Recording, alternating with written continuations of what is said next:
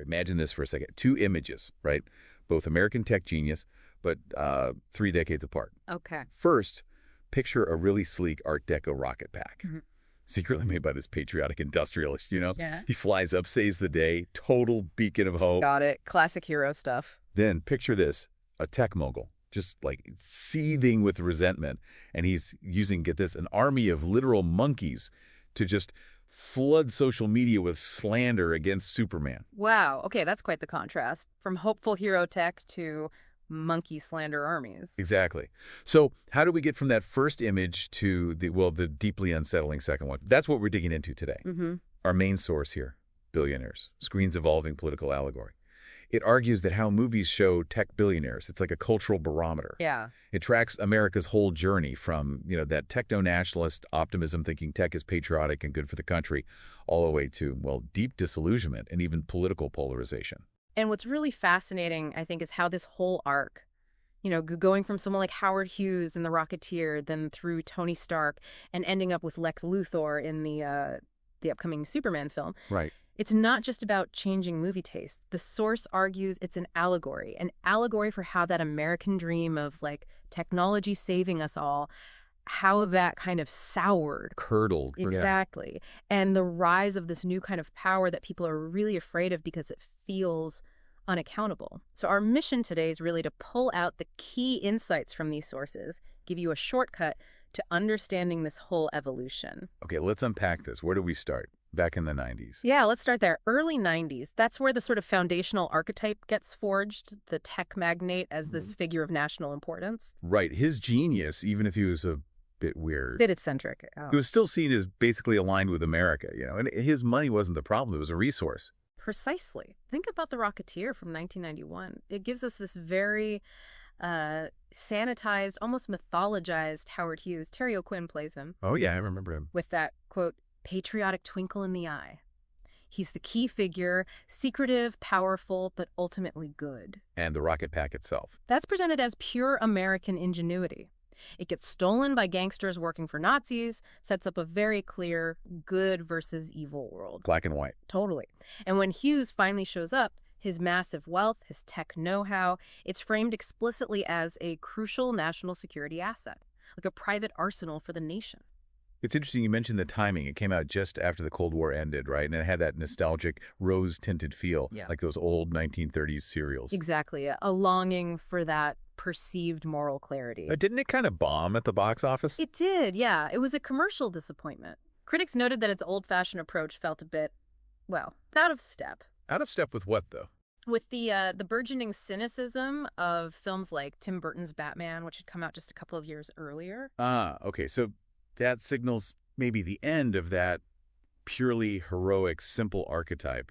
Audiences were already shifting. I think that's a great way to put it. It points towards a shift. And that leads us 13 years later to Martin Scorsese's The Aviator, 2004. Right, with DiCaprio. That film felt very different. Very different. It actively deconstructs that earlier myth. DiCaprio's Hughes is still portrayed as driven and perfectionistic, a visionary even, but his genius is shown as inseparable from his debilitating obsessive-compulsive disorder, his OCD. Yeah, the film really details that, the contamination fears. Meticulously. No. Requesting unopened milk bottles, wrapping the controls of his plane, washing his hands until they bled. His whole descent into that self-imposed germ-free zone. Isolation. So the conflict isn't Nazis anymore, it's internal. Yeah, that's the huge shift. Yeah. The main conflict is Hughes against his own mind. And here's where the wealth angle gets interesting. Well, his immense wealth, yes, it funds his incredible projects, his visions. Like the Spruce Goose. Right. But it also buffers him from reality. It enables his retreat, makes his illness worse in some ways. Okay. So the money becomes part of the problem, or at least enables the problem. Precisely. And this, according to the analysis, is the genesis of the billionaire in the bubble trope. It lays the groundwork for later, more sinister portrayals, these disconnected, antisocial tech figures. Okay, so from the patriotic industrialist to the flawed, isolated genius, what happens next? We jump forward again. Yeah. Into the aftermath of the Great Recession. Big cultural vacuum then. People were really looking for stories about progress, about things getting better. A need for optimism. Desperately. And into that void steps a new version of the tech innovator. This time, he's charismatic, he's saving the world. Basically, a superhero for the digital age. Tony Stark. Has to be. Tony Stark, absolutely. Yeah. Especially in Iron Man 2, that's 2010. The source calls that the apotheosis of the cool tech bro. Yeah, I can see that. The film presents this world where the government is just, bumbling and bureaucratic, incompetent, really. And Stark is the one getting things done. He's the one. The privatized, super charismatic innovator. He literally says he has successfully privatized world peace. And the Elon Musk connection there? Yeah. It wasn't exactly hidden, was it? Not at all. It's explicit. Jon Favreau, the director, Robert Downey Jr., they openly drew inspiration from Musk. Who was seen very differently back then. Much more purely visionary. Exactly. Downey Jr. actually met with Musk to sort of capture his mannerisms, his accessible eccentricities. And Musk even had a cameo, right? He did. The feedback loop was complete. He pops up in the movie talking to Stark about an electric jet. It really blurred the lines between fiction and reality. Completely. And this portrayal just landed perfectly in that moment of intense techno-optimism. Because everyone wanted good news after the 2008 crash. Desperately. They wanted uplifting economic stories. Tech seemed like the answer. The media was pushing this narrative hard, making these billionaires seem cool, relatable, aspirational. So it wasn't just inspiration, it was like branding. The source calls it a mutually beneficial branding exercise. Yeah. And it effectively sold the public on this profoundly political, libertarian-esque worldview. Where private genius trumps democratic institutions. That's the underlying message, yeah. Okay, so that's Stark is the peak cool tech bro. Yeah. But then you mentioned a real-world event in 2016 that kind of crystallized the hubris? Ah, yes. Jeff Bezos in Star Trek Beyond. Right, the cameo. Yeah. So Bezos, huge Amazon founder, massive Trekkie his whole life, uses his considerable influence, let's say, to get a cameo. The source says he literally begged Paramount for it. Wow. But with one key demand, he had to have a speaking line. Why? So he couldn't be cut out in editing. Seriously. He was worried about ending up on the cutting room floor. Apparently. He appears for like 8 seconds under tons of prosthetics, and his line is just, speak normally. That's kind of amazing and absurd. It is absurd on one level. Okay. But symbolically, the analysis argues it's incredibly loaded. How so? What does Star Trek represent? Star Trek represents this utopian future, right? Post-capitalist collectivist. Yeah, money doesn't really exist in the same way. Exactly. So for the absolute embodiment of 21st century hyper-capitalism to demand a permanent, uncuttable spot within that narrative, it's like planting your flag in enemy territory almost. the source calls it a profound act of ideological appropriation, claiming a piece of a narrative that's fundamentally opposed to your whole deal. And the fear of being cut? It's not just about screen time. No, it suggests a desire for cultural immortality, a kind of legacy laundering, using cultural appearances to shape how you're remembered. Wow. And this happened right when the mood was starting to turn against big tech. Spot on. Just as the techlash was really gaining steam. So this moment, this tiny cameo, it arguably represents the absolute high-water arc of tech billionaire self-perception. The peak of thinking they could shape any narrative. Okay, so 2016 is a pivotal year then, because that same year, another film comes out that signals a really dramatic turn against that perception. Exactly. The pendulum swings hard. The cinematic versions become overtly, even pathologically villainous. We're talking about Batman v Superman, Dawn of Justice. We are. And Jesse Eisenberg's Lex Luthor. A deliberate and shocking break from tradition. How so? Different from previous Luthors. Massively. He's not the cool, confident, older industrialist type we'd seen before. He's presented as a young, neurotic tech scion. Maybe even a bit of a, well, the source uses the term douchebag tech bro. Okay. With these twitchy mannerisms and this barely hidden, pathological insecurity. And casting Eisenberg, who had already famously played Mark Zuckerberg. A powerful meta-statement, exactly. It explicitly links this new Luthor to the real-world founders of the social media era. It's not subtle. So what drives this Luthor? It's not just money or power in the old sense. No. According to the analysis, his villainy comes from this deep-seated psychological resentment, specifically towards Superman. Why Superman? Because Superman is this godlike figure that Luthor just cannot control or understand. It drives him crazy. And his methods, they reflect this new era. Absolutely. They are the weapons of the techlash era. He's puppeteering media narratives. He's exploiting public fear. He's manipulating the heroes, trying to get them to fight each other. Sound familiar? Doesn't it?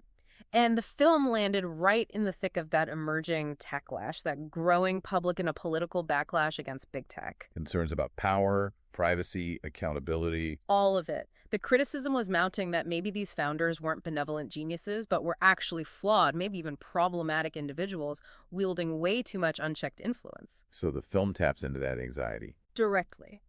It suggests the biggest danger isn't some grand evil plan, but rather that volatile combination of immense power and profound personal insecurity. Zack Snyder, the director, even confirmed Luthor has daddy issues. Right. So it becomes an allegory for the fear that these powerful platforms were being used to sow division, maybe not out of some master plan, but just out of a reckless disregard for consequences. Stemming from the founder's own isolated, maybe even antisocial worldview, that billionaire bubble idea again. Exactly, that insulated perspective leading to potentially disastrous real-world effects. Wow. Okay, so that's a pretty dark turn. Where does it go from there? Is there a next stage? Well, based on what we know about the upcoming James Gunn Superman film, yes, it seems to represent the culmination. The tech oligarch transforms fully from just being disruptive or insecure. Into what? Into a fully fledged, malevolent political actor. Someone who weaponizes the entire modern media landscape just for, personal gratification. So the 2025 Lex Luthor, played by Nicholas Hoult. Yeah. Pre-release info suggests he's an amalgam of the world's richest men and his motives, stripped bare of any ideology. It's not about making the world better, even in a twisted way. Apparently not. It's driven by pure, petty jealousy and this desperate need to be idolized and adored by the public. But they love Superman instead. Exactly. So his evil is described as entirely personal, vindictive. And his tactics sound disturbingly current. Very. He's apparently on cable news spinning narratives, calling Superman a would-be despot grooming humanity for subjugation. Wow. Straight out of the modern playbook. He deliberately rage baits Superman in public, apparently knowing exactly how the footage will be clipped and twisted for social media. That's chillingly specific. And then there's the most grotesque detail. The army of literal monkeys posting nonstop slander towards Superman on social media. Monkeys. Literal monkeys. Little monkeys. It's presented as this almost absurdly literal take on the modern information war, the sort of chaos agent approach. So this reflects the later stages of the techlash, where the concern isn't just about monopolies, but about direct political influence. Precisely. The anxieties have shifted. Figures like Elon Musk, who, remember, inspired the heroic Tony Stark, Right, the ultimate irony. are now seen by many as right-wing political actors, using their platforms to push ideologies and attack perceived enemies. Gunn's Luthor seems to be the cinematic embodiment of that specific fear. So he completes the journey from industrialist To political demagogue. And think about this. Superman is an immigrant. Luthor's characterization, described as an overly emotional man of power, railing against immigrants for no reason beyond their own personal hang-ups. That makes the link to certain kinds of populism pretty explicit. Very explicit. The source material draws that connection quite clearly, reflecting current societal debates. So this Luthor is like the ultimate techlash nightmare. Rockefeller's wealth, Zuckerberg's reach, and the instincts of a petty tyrant all rolled into one weapon of mass division. That's a good summary. And the ultimate inversion of that original Howard Hughes in The Rocketeer. Hughes used his private power to defend the nation from fascism. Well, this Luthor uses his power to mimic fascist tactics just to attack a hero out of spite. Exactly. It's a stark contrast reflecting how our fears about power have shifted. So looking back over this whole journey, it really does feel like a diagnostic of our changing anxieties, doesn't it? Absolutely. We've tracked this trajectory. The patriotic builder in The Rocketeer, the tragic, inward-looking genius in The Aviator, All right. the cool celebrity savior in Iron Man 2, The peak techno-optimism. then the neurotic, insecure harbinger of the techlash in Batman v Superman, Yeah. and finally, this petty, media-manipulating demagogue we expect in the new Superman. It's more than just a movie trend. What does it reveal about our deeper fears now? Well, the analysis suggests we've shifted from fearing the bomb, maybe, to fearing the algorithm. And maybe we don't fear foreign invaders as much as we fear domestic manipulators who control the flow of information. The enemy within, enabled by technology. Kind of.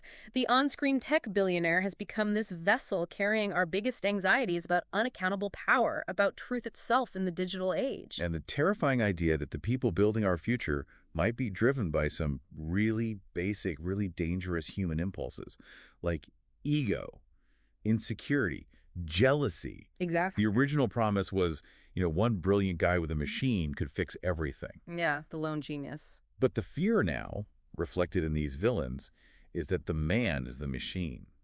A huge power system running on pure ego, and we're all kind of stuck inside it. That's a powerful way to put it. So the question the blockbusters seem to be asking now isn't, can he save us? It's, can we save ourselves from him? Precisely. Well, that's definitely something to think about. We really encourage you, the listener, to consider this evolution the next time you watch one of these movies. See if you spot these patterns, maybe uncover some insights of your own.